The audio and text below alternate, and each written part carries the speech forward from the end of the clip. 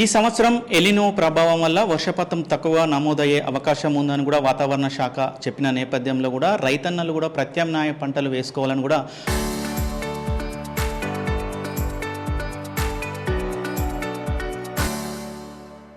అధికారులు చెప్తున్నటువంటి పరిస్థితి కనపడుతుంది. నల్గొండ జిల్లాలో ఎలాంటి పంటలు వేసుకోవాలి తదితర అంశాలు తెలుసుకోవడానికి నల్గొండ జిల్లా వ్యవసాయ శాఖ అధికారి వినోద్ కుమార్ ప్రస్తుతం మనతో ఉన్నారు. సార్ అడిగి మరిన్ని తెలుసుకునే ప్రయత్నం చేద్దాం.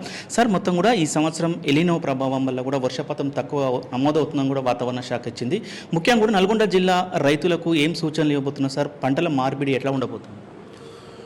నల్గొండ జిల్లాలో జూన్ 1 నుంచి తీసుకుంటే ఈ రోజు వరకు సాధారణ వర్షపాతము నమోదైంది. కానీ జిల్లా మొత్తం సాధారణ వర్షపాతం నమోదైనప్పటికీ కూడా ఒక 8 మండలాలలో తక్కువ వర్షపాతం నమోదు కావడం జరిగింది. అయినప్పటికీ మా నల్గొండ జిల్లాలో దాదాపు 13,33,000 ఎకరాల వ్యవసాయ భూమి ఉంటుంది. ఈ వ్యవసాయ భూమిలో దాదాపుగా 5,95,000 ఎకరాలు పైన పత్తి పంట, 5,35,000 ఎకరాలు వరి పంట సాగు చేసే అవకాశం ఉంది. మిగతా ఏరియా కంది, ఇతర పంటలు సాగు చేసే అవకాశం ఉందని మేము అంచనా వేసినాం మొదటగా. అయితే ఈసారి చూసుకుంటే ఇప్పటి వరకు ఈ వాతావరణ పరిస్థితి ఉన్నప్పటికీ కూడా దాదాపుగా 5,95,000 ఎకరాల పత్తి పంటకు గాను 5,55,000 ఎకరాల పత్తి పంట ఆల్రెడీ సాగు చేసినట్టుగా, ఇంకా వచ్చే ఈ వారం రోజుల్లో జూలై 15 వరకు కూడా మొత్తం వర్షాధార పంటలకు కూడా అన్ని సాగే విధంగా అవుతున్నట్టుగా మాకు వార్తలు వస్తున్నాయి. మాకు ఏఓస్ నుంచి రిపోర్ట్స్ అంతా ఉన్నాయి. కానీ ఎక్కడైతే వరి ఉన్నదో మన జిల్లాలో మేజర్ ఇరిగేషన్ ప్రాజెక్ట్స్ ఉన్నాయి. అక్కడ వరి నాట్లు వేసుకున్నప్పటికి కూడా నార్లు పోసుకున్నప్పటికి కూడా నాట్లు వేసుకునేంత వర్షపాతం లేదు, నీళ్లు కూడా అందుబాటులో లేవు. కాబట్టి ఆ ఏరియాలో మేము ప్రత్యేక ప్రణాళికని అమలు చేయాలని చెప్పేసి మేము భావిస్తూ ఉన్నాము. దాంట్లో ముఖ్యంగా ఏంటంటే జూలై 15 వరకు ఎంత సాగు అవుతుంది, నాట్లు వేస్తారు. అదేవిధంగా జూలై 31 వరకు ఎంత వేసే అవకాశం ఉంది, ఆగస్టు 15 వరకు కూడా ఎంత వేసే అవకాశం ఉందనే దాన్ని మేము ఒక అంచనా వేసినాము. ఆ అంచనా ప్రకారంగా వాతావరణ పరిస్థితి ఈ విధంగా ఉన్నా కానీ అందుబాటులో ఉన్న నీటి వనరులు అంటే బోర్ల ద్వారా, ఇతర వనరుల ద్వారా దాదాపుగా అంటే మనకు ఉన్నటువంటి 5,35,000 ఎకరాలలో దగ్గర ఒక 2,40,000 ఎకరాలు మాత్రం వేసే అవకాశం లేదు. మిగతాది వేసే అవకాశం దగ్గర 3 లక్షల ఎకరాల వరకు కూడా నార్లు పడే అవకాశం ఉందని ఒక అంచనా వేసినాము. ఈ 2,40,000 నుంచి 2,50,000 ఎకరాలకు ఏదైతే ఖాళీగా ఉండే అవకాశం ఉందో వాటిల్లో మాత్రం తప్పనిసరి పరిస్థితిగా మేము అంటే ప్రత్యామ్నాయ ఆపత్కాల పంటల ప్రణాళిక మాత్రం అమలు చేయాలని చెప్పి నిర్ణయించుకున్నాం. దాని ప్రకారంగా ముఖ్యంగా కంది, తర్వాత నువ్వులు, ఆముదము, పొద్దుతిరుగుడు, అలసందలు, ఈ పంటలు మనకు ఎక్కువగా జొన్న, ఈ పంటల్ని మేము ఎక్కువగా రైతులలో ప్రమోట్ చేస్తున్నాము. విత్తనాలు కూడా మనకున్న జిల్లాలో ఉన్నటువంటి విత్తనాలని అంచనా వేసినాము. ఇంకెంత అవసరం ఉందనేది లెక్క చేసినాము. వాటిని కూడా మిగతా ఉన్న దగ్గర నుంచి మేము తెప్పించే ప్రయత్నం చేసి రైతులకు అందుబాటులో ఉంచే విధంగా మేము విస్తృతంగా ప్రచారం చేస్తున్నాము. ఈ దిశగా ఇప్పటికే మేము ప్రతి గ్రామంలో ఒక రౌండ్ ఆఫ్ మీటింగ్స్ రైతులతో కండక్ట్ చేయడం జరిగింది. మేము సోషల్ మీడియాను ఉపయోగించుకొని చేస్తున్నాము. విస్తృతంగా ప్రెస్ అండ్ ఎలక్ట్రానిక్ మీడియా ద్వారా కూడా రైతులకు ఈ సమాచారం చేరవేస్తున్నాము. ఇప్పటికే రైతులలో ఒక అవగాహనకు వచ్చిండ్రు. ఈవెన్ బోర్లు బావుల కింద ఉన్న వాళ్ళు కూడా ఇలాంటి పరిస్థితులు ఉంటే మేము పూర్తి స్థాయిలో సాగు చేయలేము అని చెప్పేసి ఏరియాని కొంచెం తగ్గించుకొని ఇతర పంటల వైపు వెళ్ళడానికి వాళ్ళు మొగ్గు చూపుతున్నారు. కాబట్టి మేము ఆ దిశగా మా వ్యవసాయ శాఖ నుంచి ప్రణాళికలు తయారు చేస్తామన్నాం. ముఖ్యంగా కూడా సార్ నల్గొండ జిల్లాలో ఎక్కువ కూడా ఏ పంటలకు అనువుగా ఉంటుంది సార్? మొత్తం కూడా ఇప్పుడు అటు దేవరకొండ సైడ్ వస్తే దేవరకొండ కూడా నీటి వనరులు చాలా తక్కువ ఉంటున్న పరిస్థితి కనబడుతుంది. మొత్తం నల్గొండ జిల్లా వ్యాప్తంగా కూడా ఏ పంటలకు ఎక్కువగా అంటే ఆరుతడి పంటలకు ఎక్కువ? అదే అండి, మనకు చూస్తే అంటే ఆరుతడి పంటలు మనం అన్ని కాలాల వరకు కూడా వేయలేము. ఉదాహరణకు ఇప్పుడు జూలై 15 వరకు తీసుకుంటే పత్తి పంట జూలై 15 వరకు మాత్రమే మనము, పెసలు, మినువులు జూలై 15 వరకు మాత్రమే మనకు అనుగుణంగా ఉన్నప్పటికీ కూడా జూలై 15 వరకే మనం వేయగలము. జూలై 15 తర్వాత వేస్తే వాటి యొక్క దిగుబడి తగ్గుతుంది. కానీ జూలై 31 వరకు కూడా ఇంకో పంటలు వేయవచ్చు. అందులో కంది అనేది మనకు ఈవెన్ ఆగస్టు 15 తర్వాత కూడా వరకు కూడా వేసుకోవచ్చు. కాబట్టి కంది పంటను విస్తృతంగా మేము ప్రమోట్ చేస్తున్నాము. అదేవిధంగా ఇక్కడ నల్గొండ జిల్లాలో ఒకప్పుడు ఆముదం పంటకు చాలా ప్రసిద్ధి, కానీ కాలక్రమంలో తగ్గిపోయింది. దాన్ని మళ్ళీ ఒక్కసారి ఇక్కడ వేసే అలవాటు ఉంది. ఈ భూముల నేలకు కూడా అది అలవాటు, సాగు చేసే విధానం కూడా రైతులకు చాలా వరకు అవగాహన ఉంది.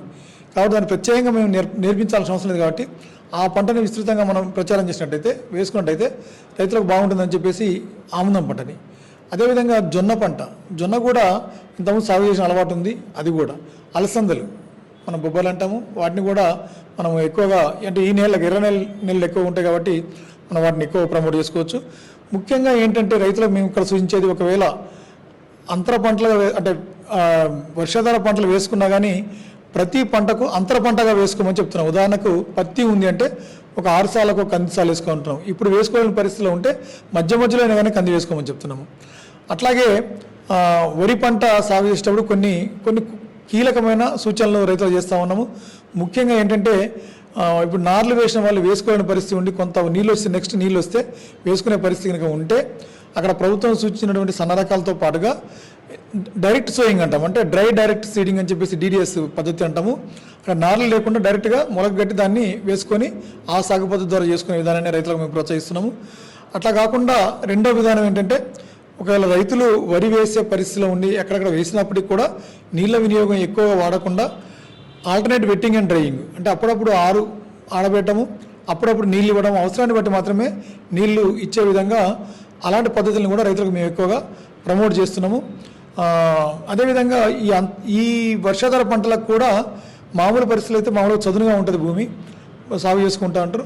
కానీ ఈ పరిస్థితుల్లో బోదెలు చేసి మధ్యలో కాలువలు ఉండే విధానం ద్వారా కనుక విత్తుకున్నట్టయితే ఈ తక్కువ వర్షపాతం పడ్డా కానీ ఆ తక్కువ వర్షపాతం ద్వారా పంటలకు మనకు ఎక్కువగా దిగుబడి వచ్చే అవకాశం ఉంటుంది, నష్టపోయే విధం ఉండదు. కాబట్టి ఈ విధానాలను కూడా అంటే ఎలాంటి పంటలు వేసుకోవాలి, ఎప్పటి వరకు వేసుకోవాలి, వేసుకున్న దాంట్లో ఏ విధమైన విధానాలు పాటించాలి అనే విధంగా రైతులకు మేము కార్యాచరణ తయారు చేసి మేము ముందుకు వెళ్తున్నాము. సార్, ముఖ్యంగా కూడా నల్గొండ జిల్లాలో అన్ని మండల కేంద్రాలు కూడా AEOలు మొత్తం కూడా వెళ్ళి ఆ గ్రామాలకు వెళ్ళి కూడా సదస్సులు ఏర్పాటు చేస్తున్నారు, ప్రత్యామ్నాయ పంటలు వేసుకోవాలని చెప్తున్నారు. రైతుల నుంచి ఎట్లాంటి ఫీడ్బ్యాక్ వస్తుంది సార్, వాళ్ళ నుంచి ఎలాంటి స్పందన వస్తుంది? అంటే AEOలే కాదు, మా AEOలు ADOలు నేనే స్వయంగా కూడా ప్రతి దగ్గర వెళ్ళినప్పుడు ముఖ్యంగా 3 అంశాల మీద నేను ఎక్కువగా మాట్లాడుతున్న మా శాఖ ఇప్పుడు. ఒకటి ప్రత్యామ్నాయ పంటలు, రెండవది సన్న వరి ఎట్లా ప్రమోట్ చేయాలనే విషయము, ఆ తర్వాత అంటే ఈ పరిస్థితులను అధిగమించడానికి ఎలాంటి విధానాలు పాటించాలి, అతను ముఖ్యంగా యూరియా వాడకం గురించి. ఈ 3 విషయాల మీదనే మేము ఎక్కువగా రైతులతో మేము ఫోకస్ చేస్తాను. అయితే మీరు అన్నట్టుగా రైతుల నుంచి అడిగినప్పుడు ఉదాహరణకు మిర్యాలగూడ ఏరియా ఉంది, మనకు కమాండ్ ఏరియా బెల్ట్ ఉంది, సాగర్ కింద ఉన్నటువంటి ఏరియాకు. అక్కడ వెళ్ళినప్పుడు వాళ్ళు ఇస్తున్న వాళ్ళ సమాధానం ఏంటంటే ఖచ్చితంగా మీరు చెప్పిన విషయాలు మాకు అర్థమవుతున్నాయి, పరిస్థితులు మేము అంచనా వేసుకోగలుగుతున్నాము. కాబట్టి ఇలాంటి పరిస్థితుల్లో మేము కూడా మేము మారితేనే తప్ప మేము ముందుకు వెళ్ళలేం. కాబట్టి మాకున్నటువంటి బోర్ల బావుల కింద కూడా ఎక్కువ విస్తీర్ణ సాగు చేసుకోలేం. కాబట్టి కొంత వరి వేసుకున్నా కొంత భాగాన్ని మేము ఆరుతడి పంటల వైపు వేసుకుంటామని చెప్పేసి వాళ్ళు కొంత అవగాహన అనేది పూర్తి స్థాయిలో కలిగింది. కాబట్టి బహుశా రైతులందరూ ఇక్కడ ఆ విధానాలు పాటిస్తారని మేము అనుకుంటాం. దానికి అనుగుణంగా మేము కార్యాచరణ కూడా మేము మిగతా అన్నీ కూడా మేము తయారు చేసుకుంటాం. సార్, చివరిసరిగా యూరియాకి సంబంధించి యాప్ ఉంది సార్, యూరియా యాప్ వల్ల కూడా గ్రామీణ ప్రాంతాల్లో కొంచెం కన్ఫ్యూజ్ అవుతున్న పరిస్థితి ఉంది. ప్రస్తుతం యూరియా అందుబాటులో ఉందా సార్? బుక్ చేసుకున్న వాళ్ళందరూ కూడా ఎట్లాంటి పంపిణీ చేస్తున్నారు? యూరియా అనేది మన జిల్లాలో మామూలుగా అయితే మేము అంచనా వేసిన గత 5 ఏళ్లలో మేము లెక్క తీసుకుంటే హయ్యెస్ట్ కన్జంప్షన్ వచ్చేసి సెప్టెంబర్ వరకు 72,000 టన్నులు అండి ఈ జిల్లాలో. కానీ ఇప్పటికే ఈ జిల్లాలో 43,000 టన్నులు మనకు అందుబాటులో ఉంది. 43,000 టన్నులలో ఇప్పటికే దాదాపుగా 2 లక్షల మంది రైతులు 6,30,000 బ్యాగుల్ని యూరియా యాప్ ద్వారా కొనడం జరిగింది. అంటే దాదాపు 26,000-27,000 టన్నుల పైన. అది పోగా ఇంకా మనకు దాదాపుగా 17,000 టన్నులు జిల్లాలో ఇంకా అందుబాటులో ఉంది. అంటే అది దాదాపుగా రోజుకు 1000 టన్నులు మేము కన్జంప్షన్ తీసుకున్నా కానీ 17 నుంచి 20 రోజులు మనకు అందుబాటులో ఉంది.